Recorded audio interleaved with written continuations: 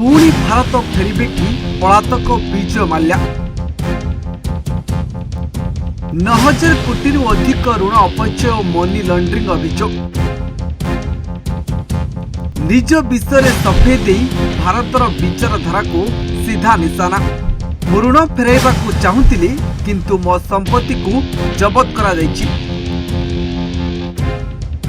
पुणी थे चर्चा रे पलातक विजय माल्या विख्यात व्यवसायी तथा किंगफिशर एयरलाइंस पूर्वतन मालिक विजय माल्या एक साक्षात्कार रे चांचल्यकर खुलासा करछन्ती। से कहछन्ती जदि तांको भारतर निरपेक्ष विचार और सम्मानजनक जीवनर निश्चितता मिले तेबे से भारत फेरिबाकू गंभीरतार सह विचार करिवे। राज सवानी पॉडकास्ट रे मंतव्य दे माल्या निज उपरे लागितिबा अनेक अभियोग को खंडन करछन्ती। से कहछन्ती मु देश छाड़ी पलायन करिने मते पलातक कहि पार किंतु मु चोर नहे।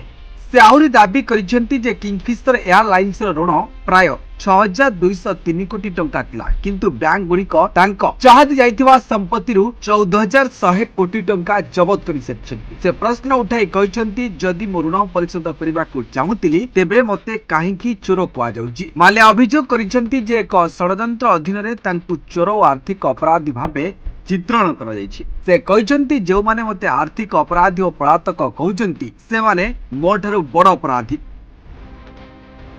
विजय माल्या 2016 मसीह भारत छाड़ी ब्रिटेन पलाइथिबा अभियोग अछि। जितेबेले तांको किंगफिशर एयरलाइंस विपुल ऋण जोगु दिवालिया होइगला भारतीय बैंक गुड़िक तांको विरुद्ध 9,000 कोटी टंकार अधिक ऋण अपचय और मनी लॉन्ड्रिंग अभियोग रहिछि। यापरे माल्या लंडन ले रहउछन्ती एवं भारत सरकार तांको प्रत्यार्पण करबा पई बारंबार चेष्टा करिसेंती। माल्या दाबी करिसेंती जे से ऋण परिशोध करबाकू अनेक बार प्रस्ताव देउथिले किंतु सरकार तांको ए सुजोग देनाही। से कहिसेंती मो ऋण फेराइबाकू चाहूतिले किंतु मो संपत्ति को जबत करा जायछि। मते निरपेक्ष विचार सुजोग दिया जाऊ। मु भारत सरकार माल्या को युक्त राष्ट्र प्रत्यार्पण करबा पई 2017 मसीह चेष्टा करिसेंती। ब्रिटेन अदालत रे मामला चलिछि किंतु जटिल आईनगत प्रक्रिया जो यह विलंब होछि। माल्या दाबी करिसेंती जे तांको भारत रे निरपेक्ष विचार मिलिबो नाही जो कारणरू से लंडन ले रहउछन्ती।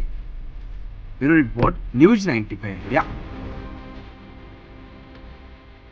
देश विदेश कोण अनुकोण टेक्निक खबर देखंतु आम सह यूट्यूब फेसबुक और इंस्टाग्राम रे आमको देखंतु लाइक शेयर और सब्सक्राइब करने को आद्यम भूलंतुनि।